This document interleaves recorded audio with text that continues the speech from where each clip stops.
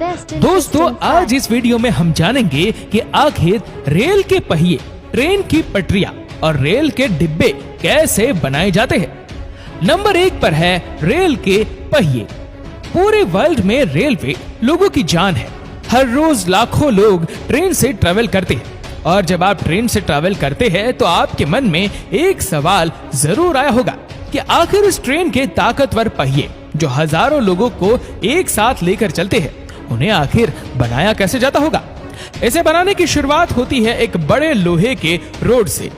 एक ब्लेड के जरिए इन रोड्स को छोटे हिस्सों में काटा जाता है। सही आकार में काटने के बाद उन्हें एक मैग्नेट के जरिए मूव किया जाता है।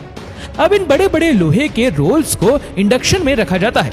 ये इंडक्शन काफी पावरफुल होता है और 20 मिनट में ही 10 से 15 रोल्स को लाल कर देता है।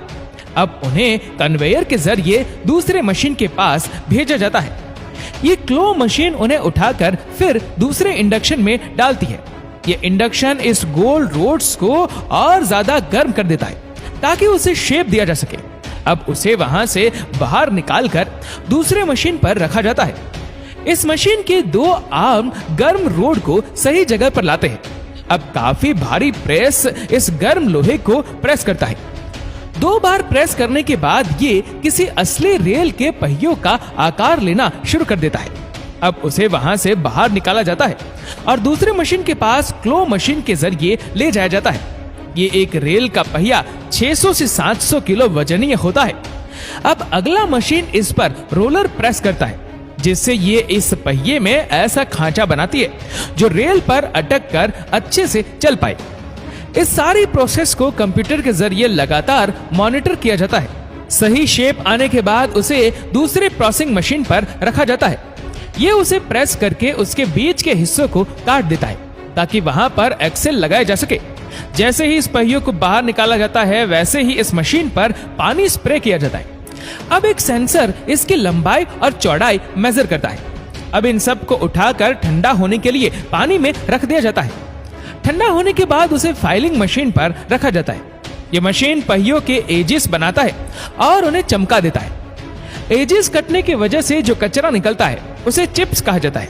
चमकाने के बाद अब उन पर हॉल गिराए जाते हैं और उन्हें एक्सेल के साथ ज्वाइन कर दिया जाता है। अब इसकी टेस्टिंग की जाती है। टेस्ट पास करने के बाद इस पर कलर मारा जाता है और इनको सील किया जाता है और सीधा अगले फैक्ट्री में पास किया जाता है। नंबर 2 पर है ट्रेन की पटरियां। सबसे पहले पटरियां लोहे से बनाई जाती थी और वह पटरियां एक तो जंग लगकर टूट जाती थी या फिर बार बार ट्रेन उस पर से गुजरने की वजह से साइज में कम हो जाती। इसलिए आखिर में उसे स्टील से ही बनाया जाने लगा। जो फैक्ट्री हम आपको दिखाने जा रहे हैं वह पटरी बनाने के लिए रिसाइकिल चीजों का इस्तेमाल करती है। सबसे पहले एक इलेक्ट्रोमैग्नेट के जरिए स्क्रैप को उठाकर एक कंटेनर में डाला जाता है। अब कंटेनर फुल होने पर इसे लेकर दूसरे वेयरहाउस में डाला जाता है।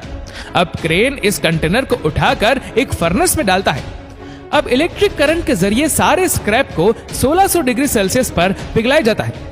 अब इस लावा को एक कंटेनर में डाला जाता है। इसके बाद एक ट्यूब के जरिए एक सांचे में डाला जाता है। ये सांचा उसे लंबे लंबे रेक्टेंगुलर बॉक्स में कन्वर्ट कर देता है। इन रेक्टेंगुलर ब्लॉक्स को ब्लूम कहा जाता है। अब ये पावरफुल टॉर्च इन्हें 3.5 मीटर में काट देता है जिसे ऑटोमेटिक गैस कटिंग मशीन भी कहा जाता है।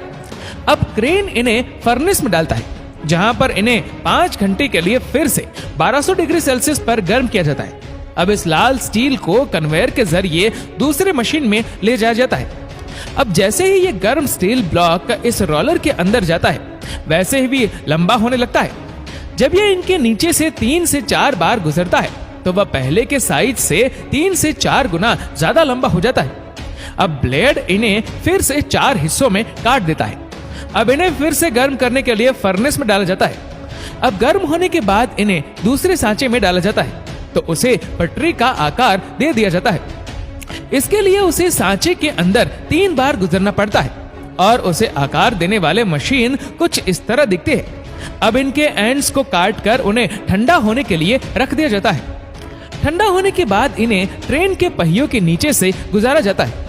ये पटरियों को स्ट्रेट भी करता है और ऐसे ही उसकी टेस्टिंग भी की जाती है। अब ऑर्डर के अनुसार इन रेल्स को और छोटे हिस्सों में काटा जाता है और उन्हें एक्चुअल साइट पर लगाने के लिए भेज दिया जाता है।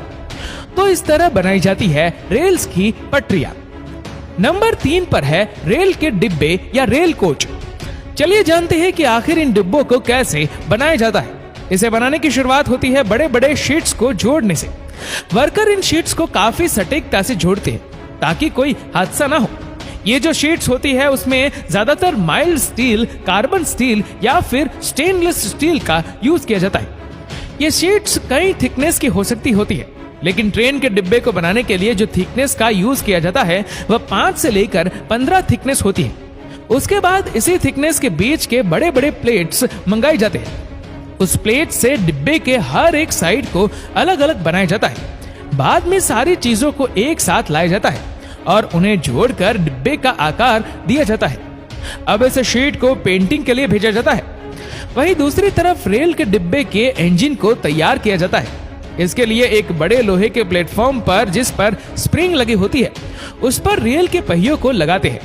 हर ट्रेन का सिस्टम अलग होता है और जो डिब्बे हम आपको दिखा रहे उस पर 3 पहियों के जोड़े लगते हैं। अब उन्हें काफी सारे स्क्रू के जरिए सील पैक किया जाता है और इन्हीं सारे सिस्टम में एयर ब्रेक को लगाया जाता है।